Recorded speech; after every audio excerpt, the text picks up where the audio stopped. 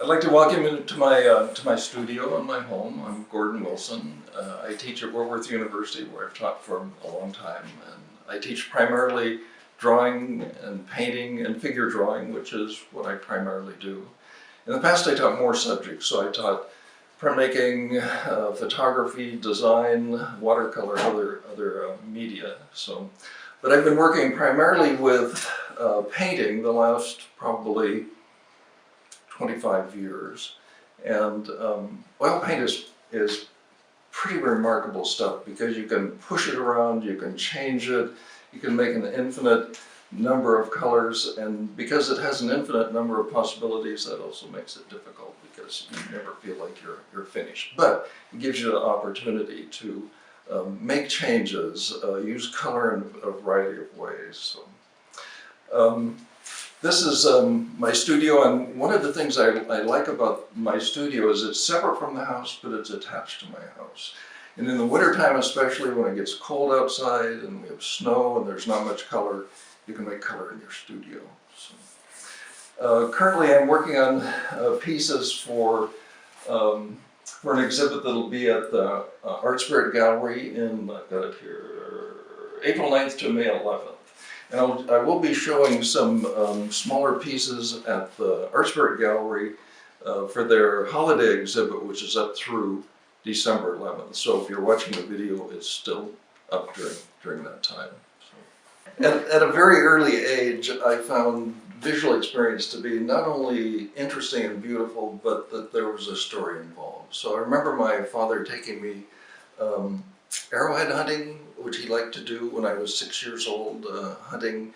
And I remember seeing things like fish skeletons on the ground. Where we lived, the water would get really high in the spring, and the carp would move into these lowland areas to breed, and then when the water went back down, some of them would be still there. And so I would see these skeletons and decaying material, and to me there was a whole story involved. And I think that visual experience early in my life really made me interested in portraying things visually that tell some kind of a story. So I made this small painting for the Small Works exhibit at the Art Spirit Gallery in Coeur d'Alene, and it should be there through December 11th, unless they choose not to put it up. And I liked how that came out. It's actually a combination of two photographs that maybe you can see on the laptop here. One is my granddaughter several years ago when we were visiting in Yuma, and this is a mission, the St. Thomas Indian Mission in Yuma. There's a story that goes along with that. And actually I have clues in here that I won't explain that have something to do with the history of the museum. I pushed the color in these images, so I just cranked that up on the computer and then used that exaggerated color in the painting. So that, of course, this isn't the natural color that was there. So I changed it to the computer and then used that as my model. I moved things around a little. The tree should be over here, but that didn't work. And I put my granddaughter here close up so that, again, it'd be kind of a tension, a story created by the combination of her in this position and the mission here. So, I don't know if you can come and see the palette here.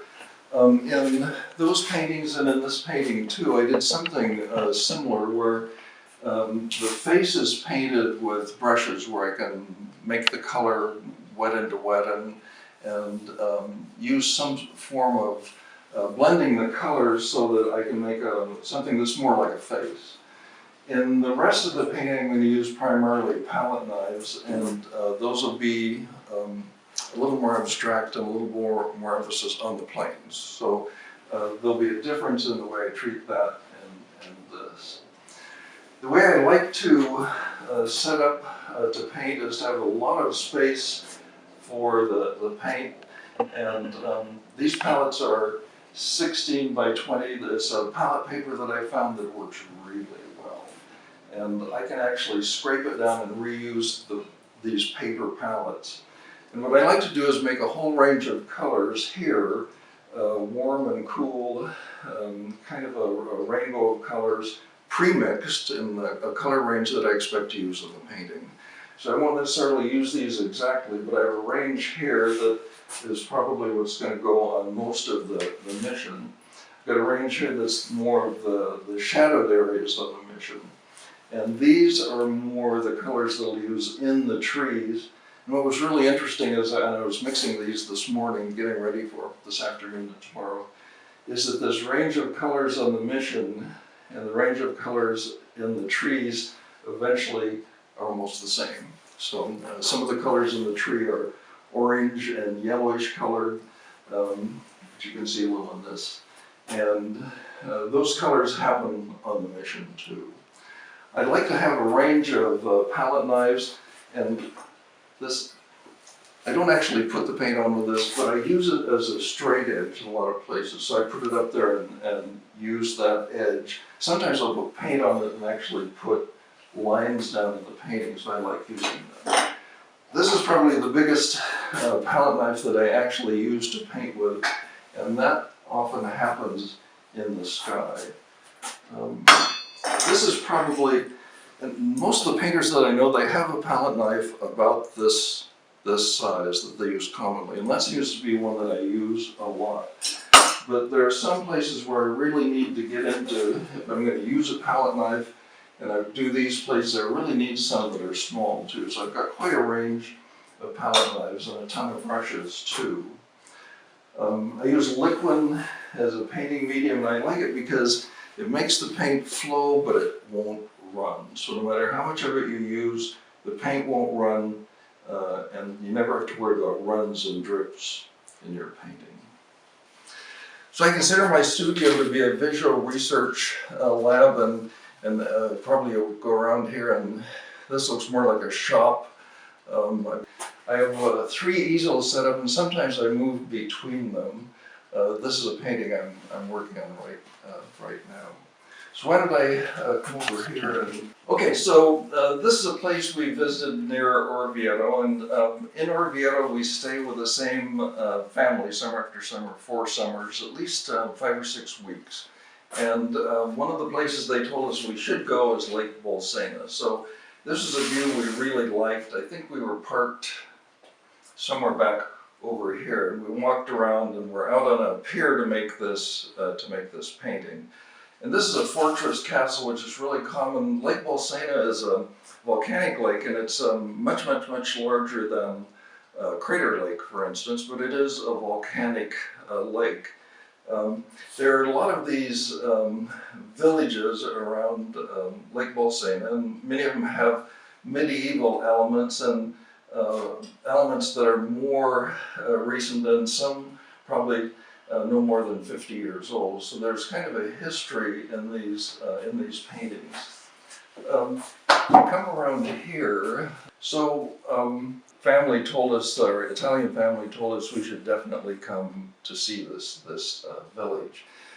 It's interesting, most of the villages in Italy and a lot of Europe are built on hilltops, so it's safer for the royalty to be on the highest place. And some of the places the people actually traveled up to the fortified area when they, at night or when they were being under attack. The problem with Civita is they actually build it on rock that's very unstable, and it's been crumbling, and it's in disrepair. I think some of the buildings are actually gone.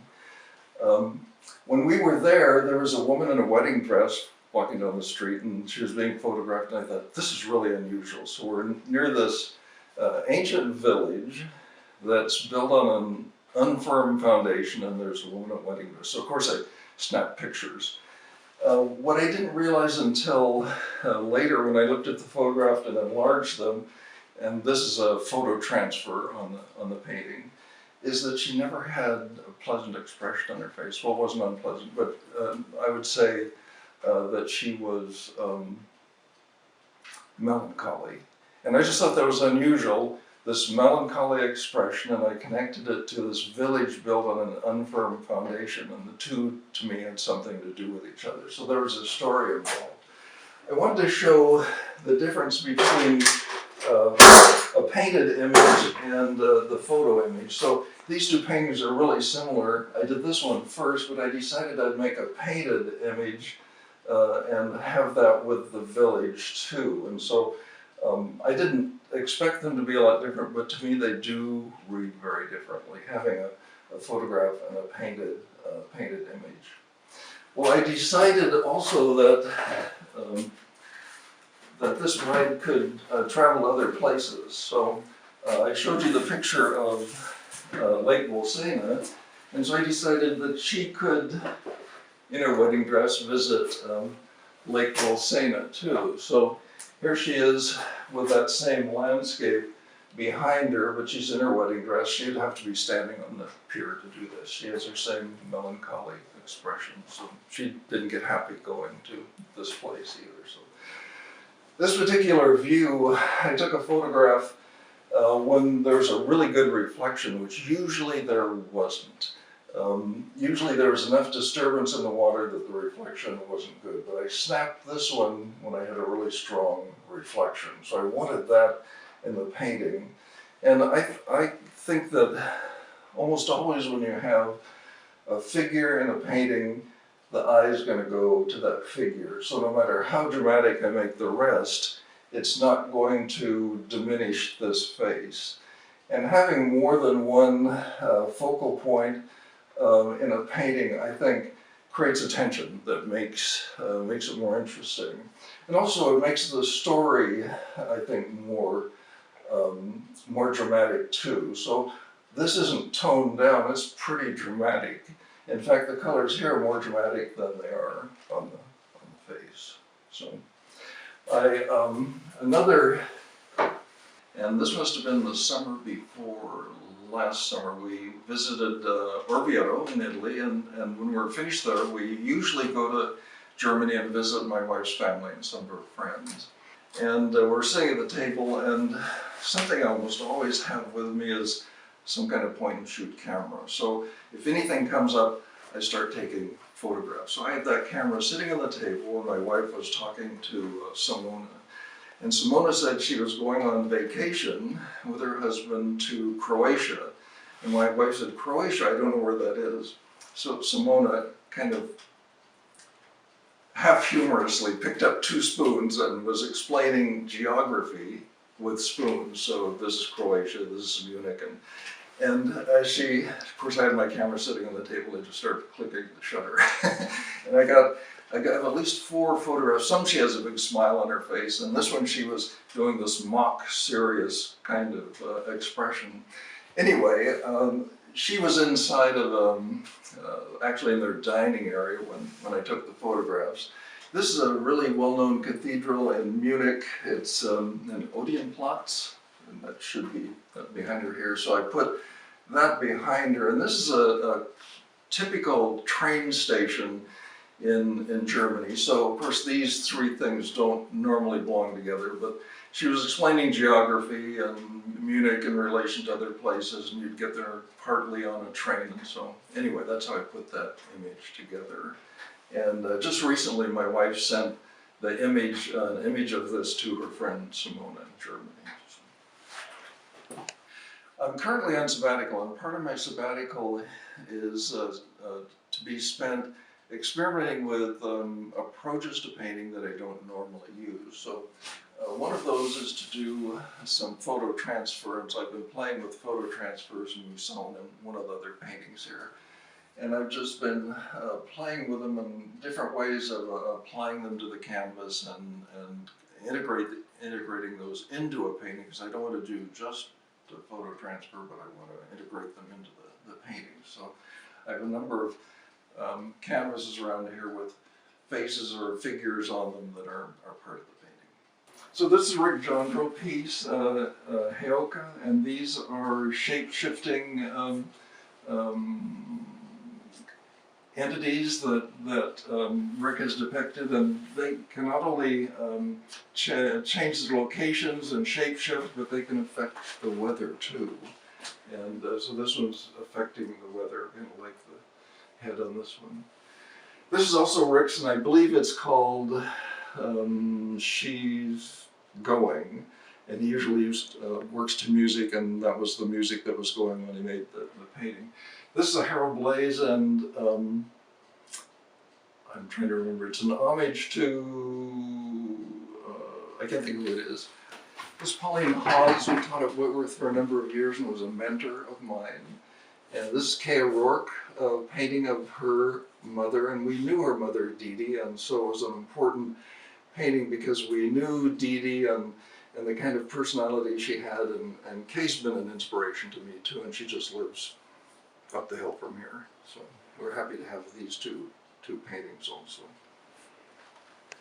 Okay, if you're watching the video, you should be able to find my work at the Artsburg Gallery in Coeur d'Alene for their Small Works exhibit.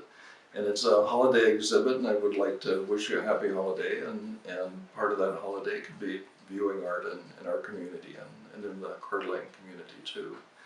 And currently I'm working on paintings that will be in an exhibit at the Artsburg Gallery in April and part of May.